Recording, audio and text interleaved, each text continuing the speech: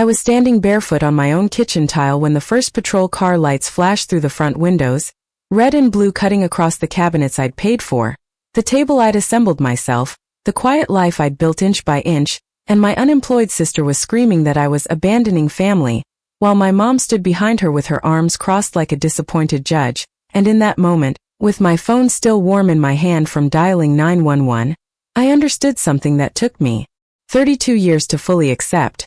I had never been the daughter in this family, only the extra child who learned early not to take up space, and now I was being publicly humiliated inside my own house for daring to protect it. The officer asked me whose house this was, and before I could even finish saying my name, my mom interrupted, waving her key in the air, saying she had every right to be there, that she was the mother, that family didn't need permission, and my sister Kara was crying loudly enough to make it sound like I was the aggressor, like I'd dragged her out of the street instead of finding her sleeping in my guest room that morning without warning, without consent, without even a text, just her suitcases stacked by the couch like a claim staked in my life. The neighbors had started to peek through their curtains, and the shame burned hotter than the anger because this wasn't just about today, it was about every time I'd been told to be quiet, to be patient, to understand that Kara needed more, that Kara had it harder, that Kara was fragile, while I learned to disappear politely and call it maturity. The officer eventually asked my mom to step outside, and she did, but not before looking at me the way she always did when I broke the unspoken rules, the look that said I was selfish for wanting boundaries, dramatic for wanting respect, cruel for wanting what everyone else seemed entitled to by default, and as the door closed behind her, I felt that old familiar sinking in my chest, the one that came from knowing this wouldn't end here. That calling 911 hadn't solved anything, it had just started the countdown. I didn't always know I was the lesser daughter. As a kid, I thought families were just uneven by nature, that some kids needed more attention the way some plants needed more water, and I told myself I was the kind that could survive on less. Kara was 2 years older, louder, needier, and somehow always in trouble that wasn't her fault. When she forgot homework, the teacher was unfair. When she fought with friends, they were jealous. When she failed a class, the curriculum was wrong. When I brought home straight A's, my mom would smile briefly and say, "That's nice," before reminding me to be understanding because Kara was struggling.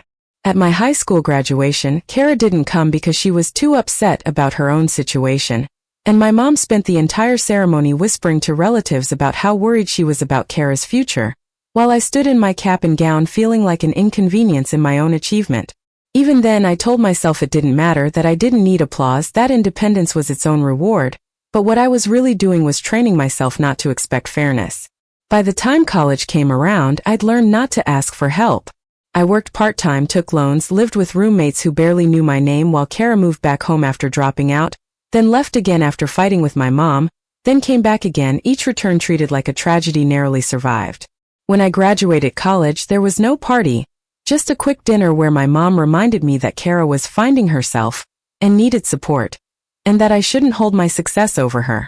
I wasn't holding anything over anyone, but I was learning slowly, painfully, that my role was to be stable so others could lean without ever giving back. Buying my house was the first thing that felt like mine. Not a shared space, not a borrowed room, not a temporary arrangement, but a modest 2-bedroom place in a quiet neighborhood where the loudest sound at night was the hum of the refrigerator. I didn't tell my family right away because I wanted to enjoy it without commentary, without warnings, without comparisons, but eventually my mom found out, and instead of congratulating me, she asked why I hadn't consulted her, why I'd chosen a place so far from her house, why I hadn't considered that Kara might need a place to stay someday. I laughed it off at the time, assuming she was joking, assuming there were still lines that wouldn't be crossed, and that assumption is what made the morning I found Kara in my house feel like a violation so deep it left me shaking. She was sitting at my table drinking from my mug, scrolling on her phone like she belonged there, like she'd always been there, and when I asked what she was doing, she shrugged and said Mom let her in, that it was easier this way, that she just needed somewhere for a little while, until things stabilized, as if my life was a storage unit for her chaos. I called my mom immediately, my voice calm but tight, asking why she'd used her spare key without asking me, and she responded the way she always did when I challenged her, with hurt first, then anger, then accusation, saying I was heartless, that Kara was her daughter too, that family helped family, and when I said Kara needed to leave, that I hadn't agreed to this, my mom told me I was being dramatic and hung up. By the time the police arrived, the situation had already been reframed in my mother's narrative, where I was the ungrateful daughter who forgot where she came from, the one who thought money bought authority, the one who called strangers instead of handling things like a family. And as the officers explained that my mom had no legal right to let anyone into my house without my permission, I saw the disbelief on her face harden into something colder, something resentful, like a debt she intended to collect later. Kara left that day, crying loudly enough to draw attention, telling anyone who would listen that I was throwing her out, that I'd changed, that success had made me cruel, and my mom followed her, refusing to look at me, refusing to say goodbye. And when the door finally closed and the house went quiet again, I stood there alone, surrounded by the aftermath of someone else's entitlement, knowing with a certainty that made my stomach drop that this wasn't over, that I had crossed a line my family would never forgive, and that whatever came next would be worse than the humiliation of flashing lights in my windows, because now they would need to prove that I was wrong for choosing myself, and they would take their time doing it. The silence that followed them leaving was the kind that rang in my ears, not peaceful but charged, like the pause before a storm finally breaks, and I spent the rest of that day moving through my house touching things just to reassure myself they were still mine, that no one could suddenly claim the couch, the pantry, the spare room by emotional decree. Yet even as I locked every door and double-checked every window, I knew the real intrusion wasn't physical anymore. It was psychological, planted deep by years of being taught that my needs were negotiable and my boundaries optional. 2 days passed without a word from my mom, which was unusual only in the sense that it felt like a punishment rather than distance, because when she went quiet it was never about cooling off, it was about gathering momentum, and sure enough on the third morning my phone started lighting up, not with apologies or questions, but with forwarded messages from relatives I barely spoke to, asking what was wrong with me, why I would humiliate my own mother like that, why I would call the police on family. Each message carrying the same undertone, the same assumption that I must have overreacted, that there was context missing, that surely a daughter didn't do something so extreme unless she was unstable or ungrateful. My mom hadn't told them Kara moved in without permission or that she'd used a spare key I never agreed she could keep. She told them I'd lost my temper, that I'd scared Kara, that I'd embarrassed her in front of the neighbors, and what hurt wasn't just the lies but how easily they were believed, how familiar it all felt, like watching an old recording of my life play again with slightly different props. As the messages piled up, I thought back to the first time I'd been publicly blamed for something that wasn't mine to carry. I was 12, Kara was 14, and she'd been caught shoplifting makeup from a drugstore. When the manager called our house, my mom rushed over, furious and flustered, dragging me along because she didn't want Kara to be alone, and when the police officer asked who Kara was with, my mom said her sister, implying supervision that never existed, and suddenly I was being lectured too, asked why I hadn't stopped her, why I'd let her make such a mistake, and I remember standing there in that fluorescent-lit office, cheeks burning, wanting to scream that I hadn't even known she was stealing, that I wasn't responsible, but my mom squeezed my shoulder hard and said, "Just apologize." And I did, because I'd already learned that the fastest way out of humiliation was compliance. That pattern followed us into adulthood, into every shared family space where Kara's chaos required a counterweight, and I was always the one expected to provide it, quietly, without complaint, without recognition. After the incident at my house, my mom escalated the way she always did, not directly but strategically. She didn't call me. She called my employer. Not to lie outright, but to plant concern, to say she was worried about me, that I'd been under a lot of stress, that I might need time off, framing my decision to call 911 as evidence of instability rather than self-defense. My manager pulled me aside that afternoon, awkward and careful, asking if everything was okay at home, and I smiled and said yes, because explaining the truth would have taken more energy than I had, and because part of me still felt embarrassed that my family drama had followed me into a place where I'd worked so hard to be respected. That night I lay awake replaying every moment of the confrontation, wondering if I'd done the right thing, if I should have just let Kara stay, if peace was worth more than principle, and that doubt was exactly what my mom relied on, the erosion of confidence that made me second-guess my own reality. Kara, meanwhile, posted vague updates online about being displaced and betrayed, collecting sympathy from friends who didn't know her history, who saw only the curated version of her life where circumstances were always unfair and someone else was always to blame. I watched from a distance, not responding, not defending myself, because I knew from experience that any attempt to explain would be twisted, any justification turned into proof that I was cold, And the hardest part was accepting that my silence would be interpreted as guilt. Family gatherings became minefields overnight. An aunt canceled lunch plans saying things felt tense. A cousin texted to say my mom was really hurt, and that I should just apologize to keep the peace. No one asked what I'd been hurt by, what lines had been crossed, what it felt like to have your home treated like a communal resource you didn't control. The narrative had already been decided, and I was cast in the role I'd always played, the daughter who succeeded but somehow failed morally for it.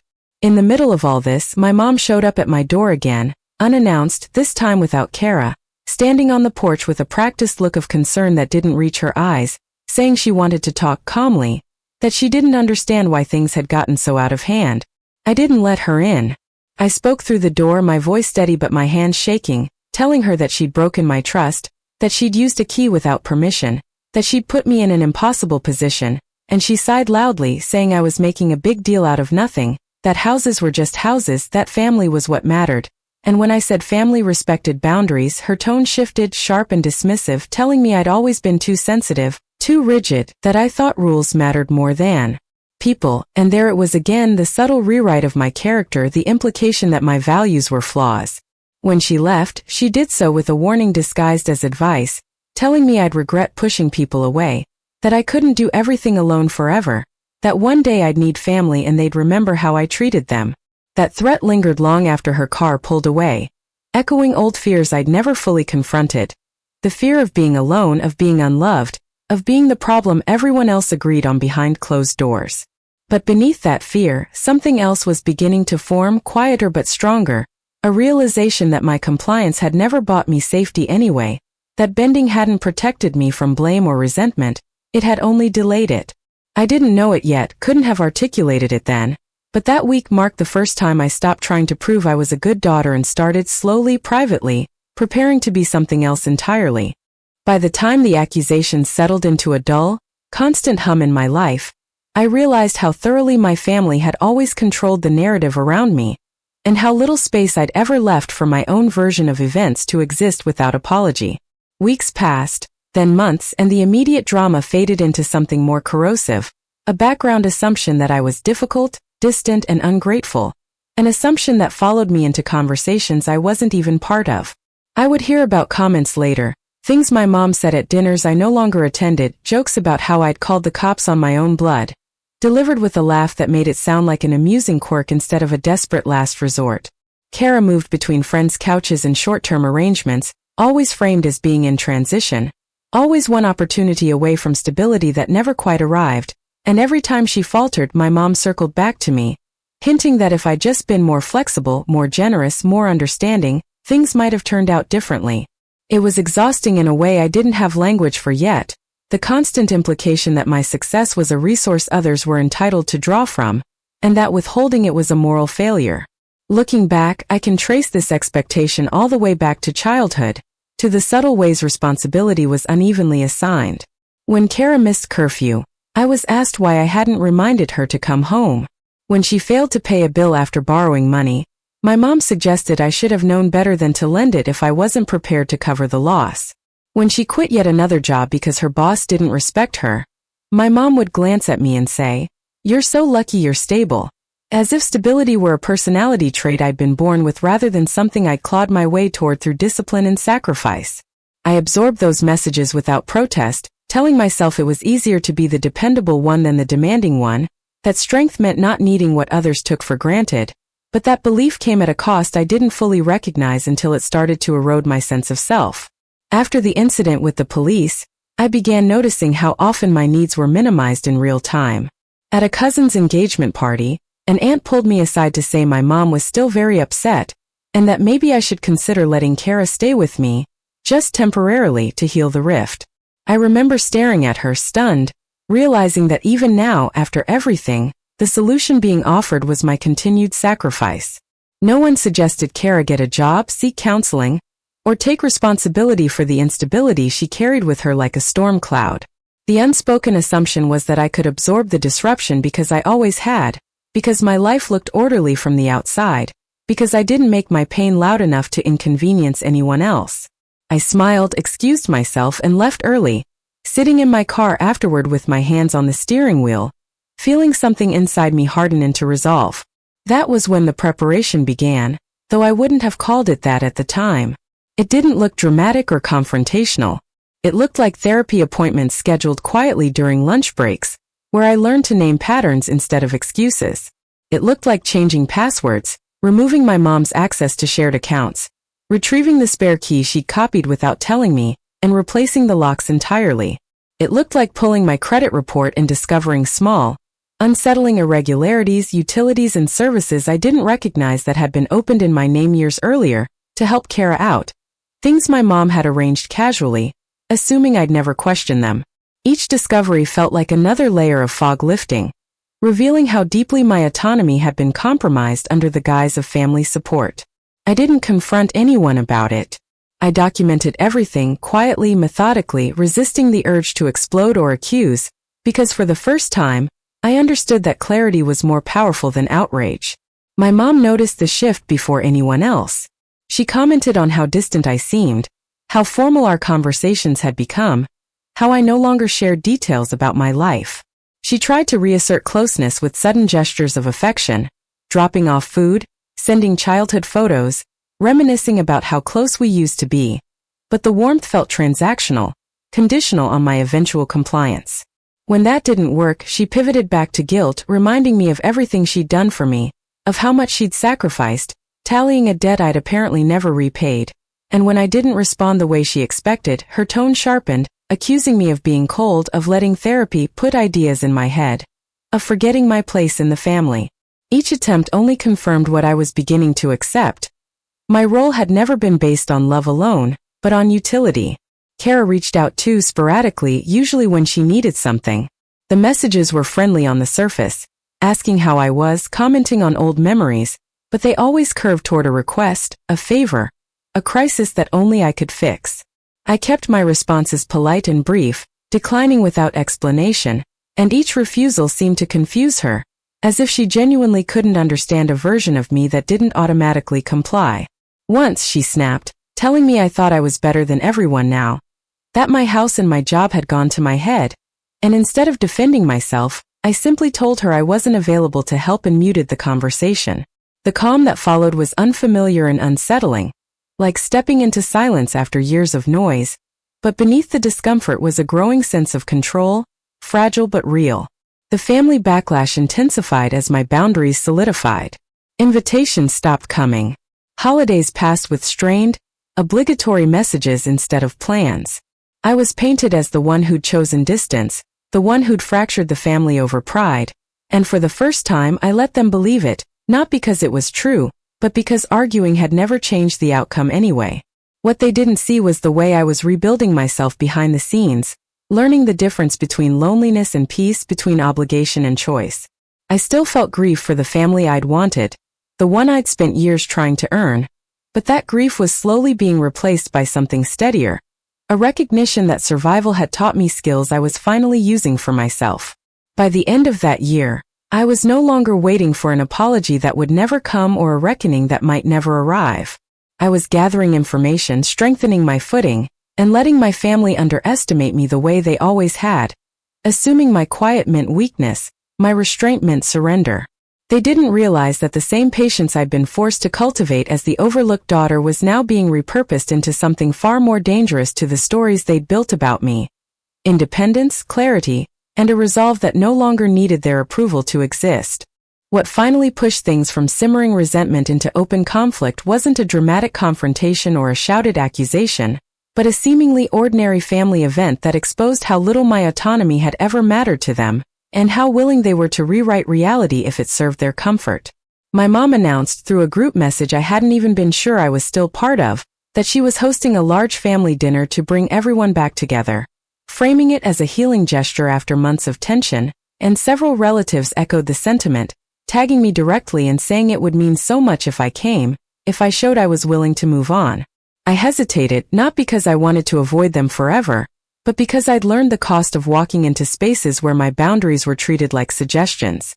Still, a part of me hoped that maybe this time would be different, that the distance and silence had forced some reflection, that maybe I could attend without being cornered into apologizing for something I didn't do. I decided to go, telling myself I would leave at the first sign of manipulation, a quiet promise to myself that felt both empowering and sad, because it shouldn't have taken this much preparation just to eat dinner with family.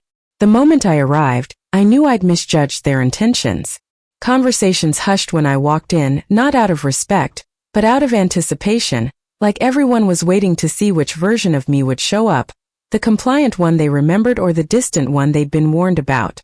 My mom greeted me with an overly bright smile and a tight hug, whispering that she was glad I'd come to my senses.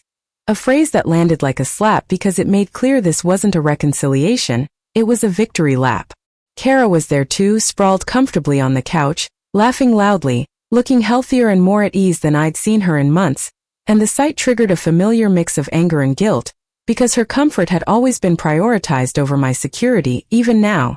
As dinner unfolded, the conversation circled carefully around the incident at my house, never naming it directly but referencing family misunderstandings and overreactions, and each comment felt like a test, an invitation for me to either defend myself or absorb the blame quietly to keep the peace. Halfway through the meal, my mom made her move. She stood up, clinked her glass, and announced that Kara had been having a hard time but was turning things around, and that as a family it was time to support her in getting back on her feet. Then she looked directly at me, smiling, and said she was proud of me for being independent and strong, for having so much space, and that it would mean a lot if I could open my home again just for a little while to help Kara stabilize.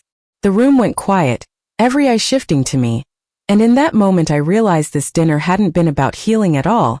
It had been a setup, a public pressure campaign designed to corner me into compliance by making refusal look cruel. The old version of me would have folded, would have mumbled something about thinking it over, would have absorbed the shame to avoid conflict, but something in me held firm, not with anger but with clarity. I told them calmly that my home wasn't available, that what happened before had crossed a line, and that I wasn't willing to revisit it. The reaction was immediate and visceral.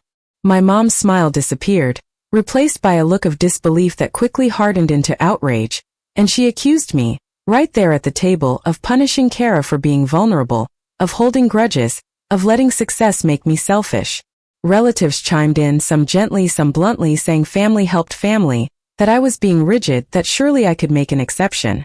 Kara started crying, saying she thought I'd changed, that she believed I cared, and the performance was so familiar it almost felt surreal, like watching a scene I'd lived through too many times to count. What shocked me wasn't their reaction but how little it shook me.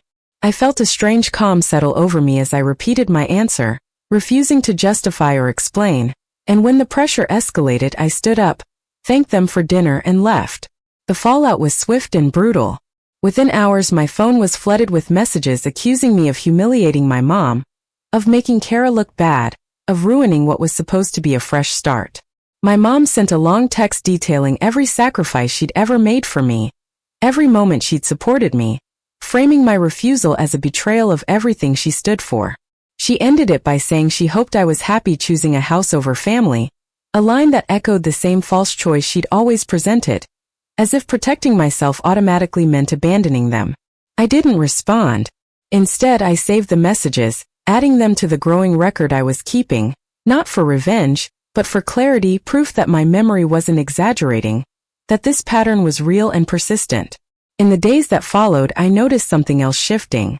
Friends I'd kept at a distance began to step closer as I let myself be honest about what was happening, and instead of the judgment I'd feared, I was met with concern and validation, reminders that boundaries weren't cruelty and that love didn't require self-erasure.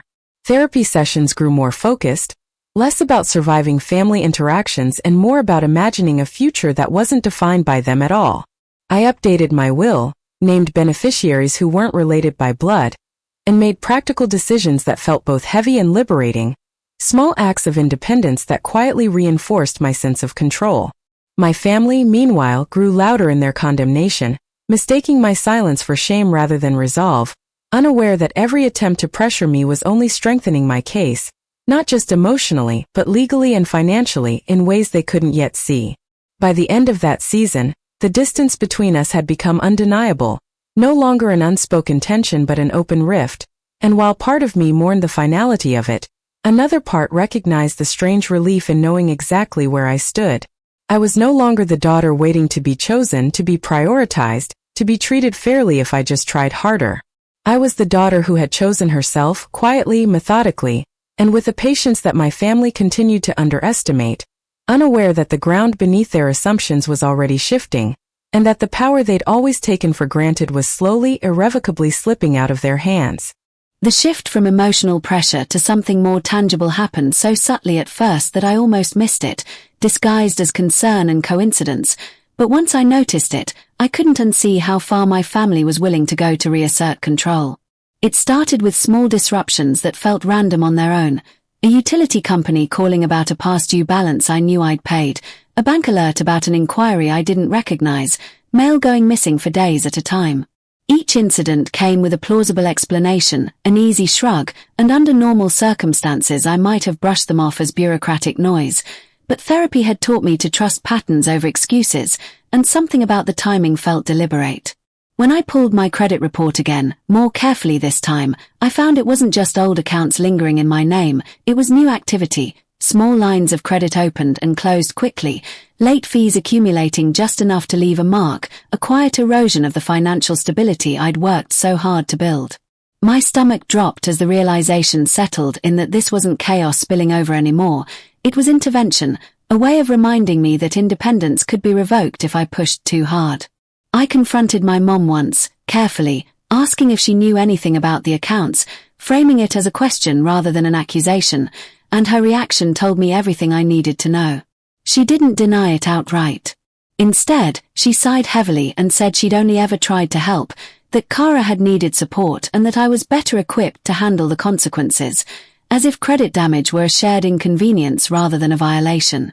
She warned me not to make a big deal out of it, saying family handled things internally, and when I pressed, her tone sharpened, accusing me of being paranoid, of looking for enemies where there were none.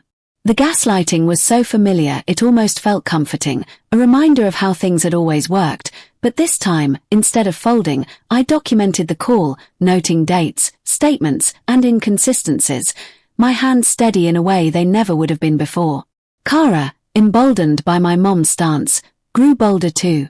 She showed up near my workplace one afternoon, not confronting me directly but lingering just close enough to be noticed, sending a text afterwards saying she'd wanted to talk but hadn't wanted to stress me out.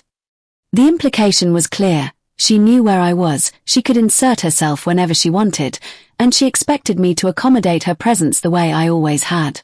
I blocked her number that night, a decision that sent shockwaves through the family, prompting messages accusing me of cruelty, of abandonment, of taking things too far.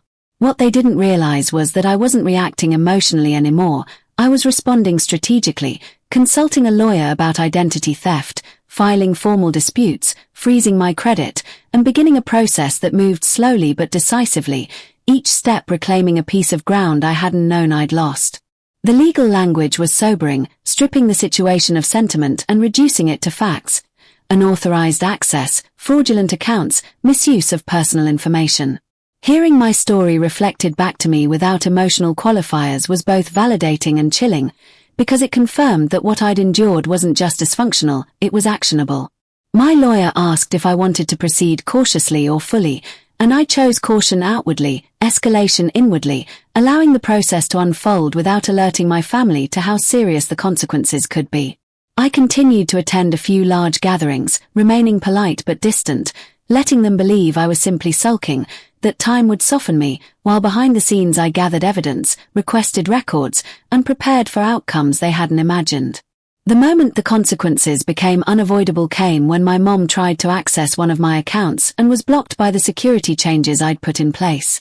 She called immediately, furious, accusing me of locking her out, of treating her like a stranger, and I listened quietly as she spiraled from anger to hurt to threat, telling me I was tearing the family apart, that people were talking, that I'd regret this.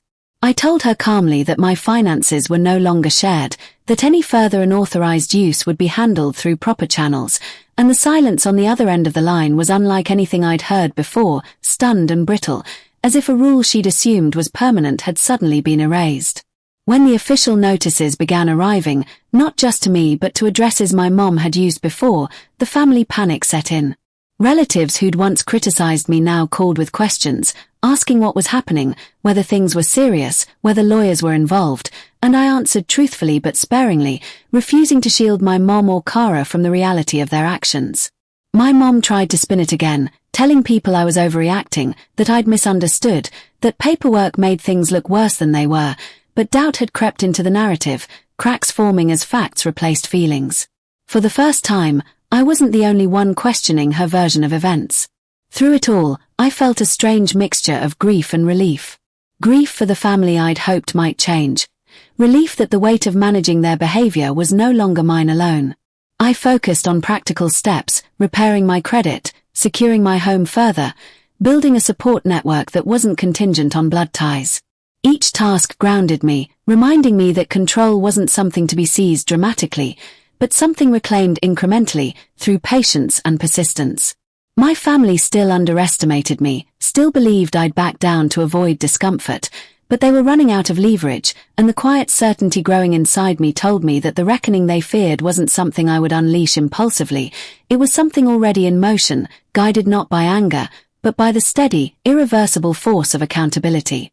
By the time the legal process began to surface in ways my family couldn't dismiss or contain, the dynamic shifted from emotional warfare to something far more destabilizing for them, uncertainty. They were used to my reactions being predictable, to my discomfort being something they could exploit or wait out, but now there were gaps in their knowledge, silences that didn't bend under pressure, and that lack of access made them restless. My mom tried to reassert control by reaching out through intermediaries, cousins, and aunts, suddenly checking in with thinly veiled questions about how I was doing, whether I was open to talking, whether this had all gone too far, and I could hear the anxiety beneath their concern, the dawning realization that this wasn't a phase or a tantrum, but a boundary with teeth. Kara disappeared for a while, at least publicly, her social media going quiet, her familiar stream of vague grievances replaced by nothing at all, and that absence spoke louder than any accusation because it suggested consequences had finally caught up to her in ways sympathy couldn't fix. The first formal notice arrived on a Tuesday afternoon, plain and unassuming, the kind of envelope most people would open without thinking, but my hands trembled slightly as I did because I knew what it represented: confirmation. It outlined disputed accounts, timelines, and next steps in neutral language that left no room for emotional interpretation, and seeing my story reduced to dates and figures was oddly grounding. There was no debate about intention or family obligation, only evidence and responsibility, and for the first time, the weight of what my mom and Kara had done couldn't be lightened by tears or reframed by guilt. I didn't celebrate or feel vindicated in the dramatic sense people imagine. Instead, I felt steady, like something inside me had finally aligned with reality after years of being tilted off balance. My mom's response, when it came, was explosive. She showed up at my house again, unannounced, pounding on the door with a desperation that bordered on panic, demanding to be let in so we could clear things up. I watched her through the window, noticing details I'd never allowed myself to see before, the way her concern always centered on outcomes rather than impact, on avoiding embarrassment rather than acknowledging harm. I didn't open the door.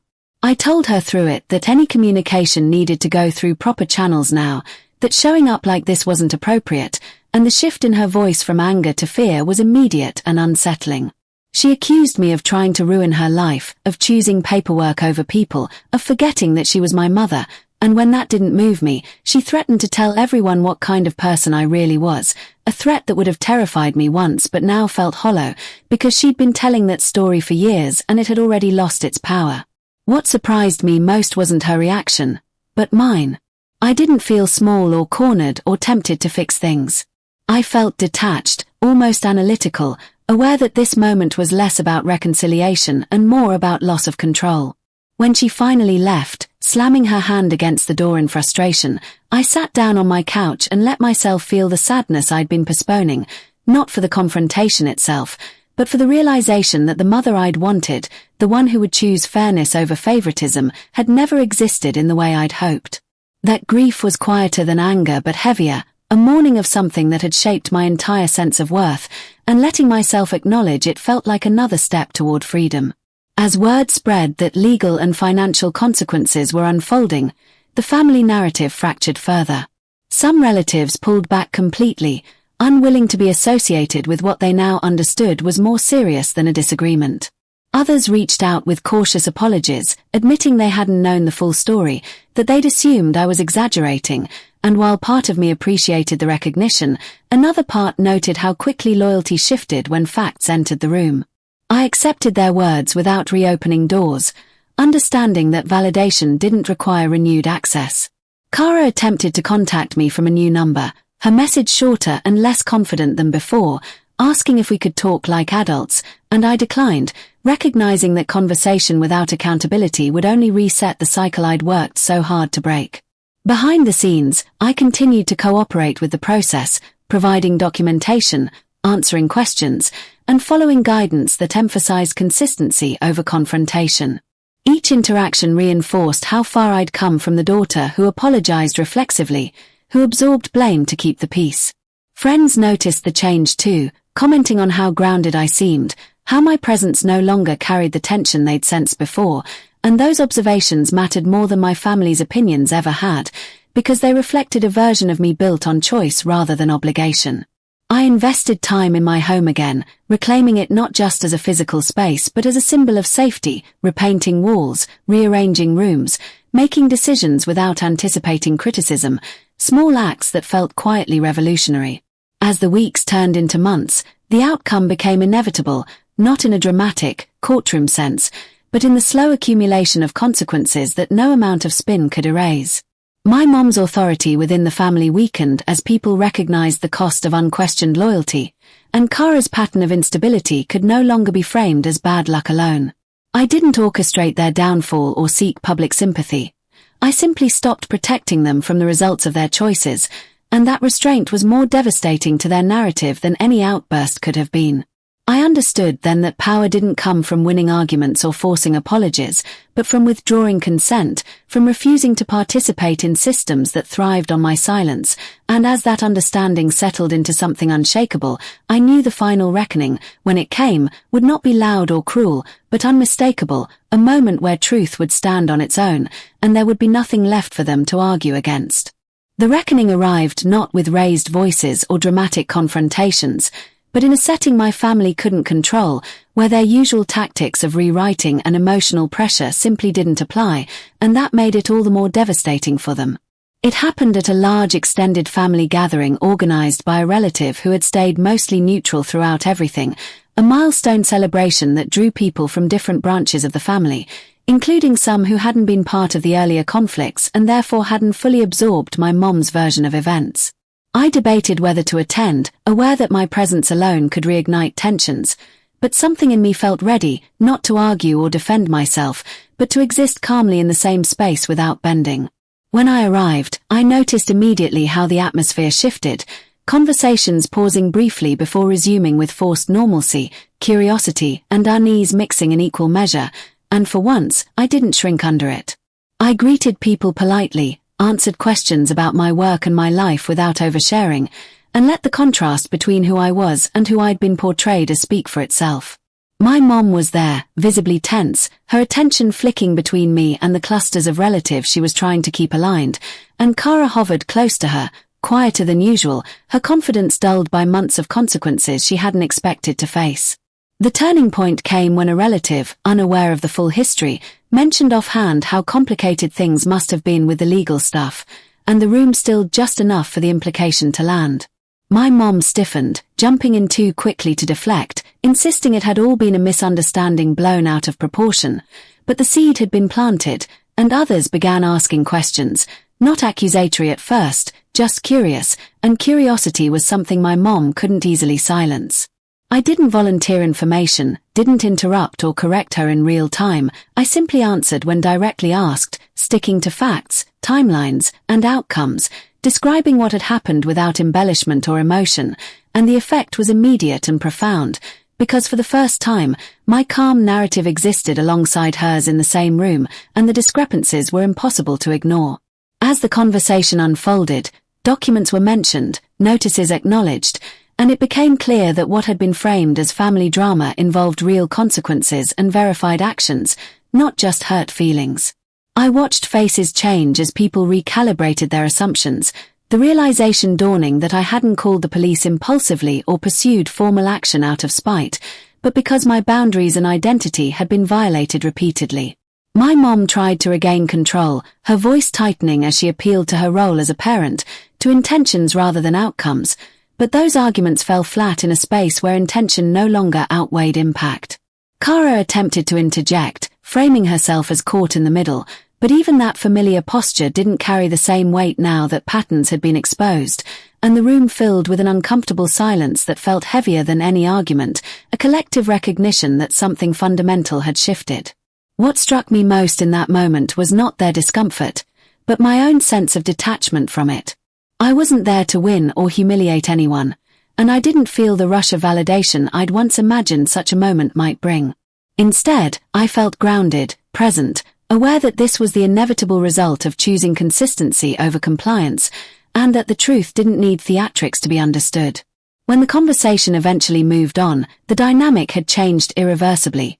People interacted with my mom and Kara differently, more cautiously, less deferentially, and the authority my mom had wielded for decades showed visible cracks as her version of reality lost its unquestioned status.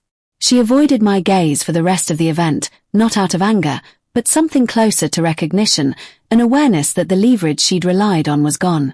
As I left that gathering, the night air cool against my skin, I realized that this was the reversal I'd been moving toward all along, not a dramatic confrontation where someone finally admitted fault, but a quiet, undeniable shift in power where the truth stood on its own and everyone could see it. I drove home without the usual knot in my chest, without replaying conversations or crafting imaginary defenses, because there was nothing left to prove.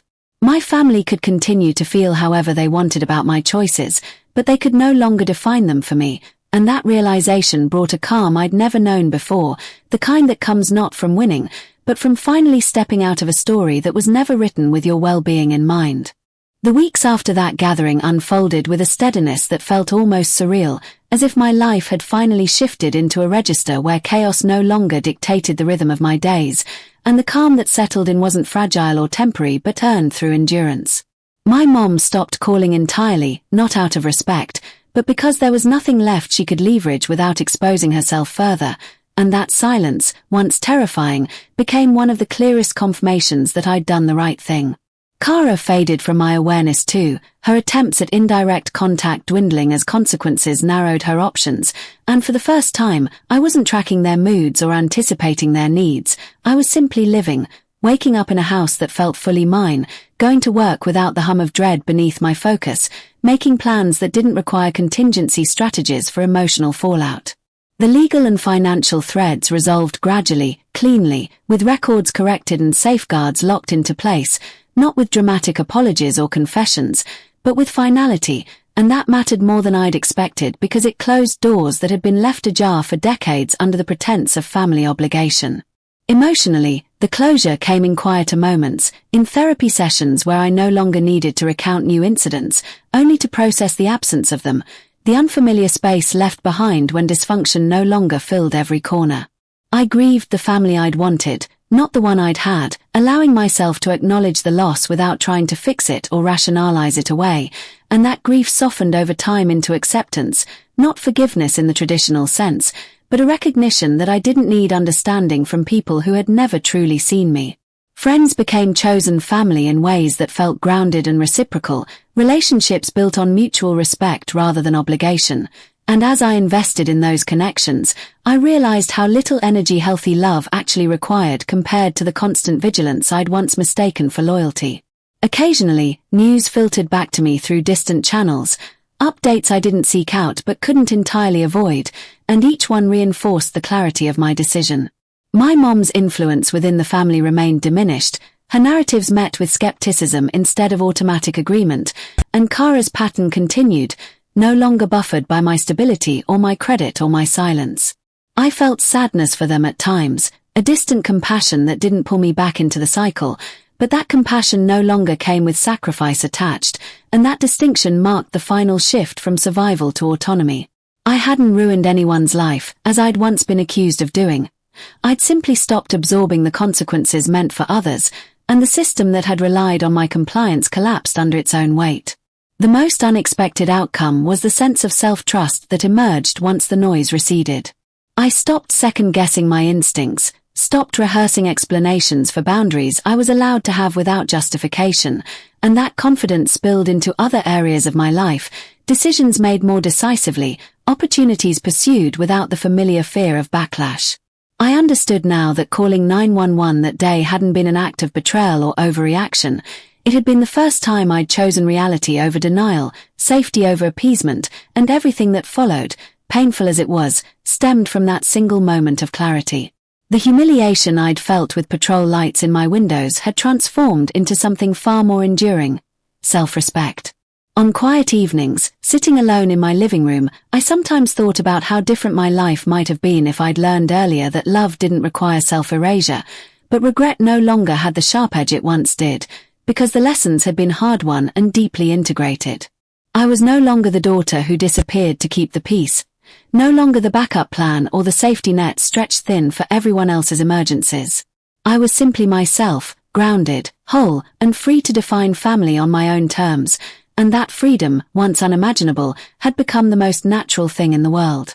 The story didn't end with reconciliation or applause, but with something far more satisfying: a quiet, stable life built on truth, boundaries, and the unshakable knowledge that choosing myself had never been the wrong decision.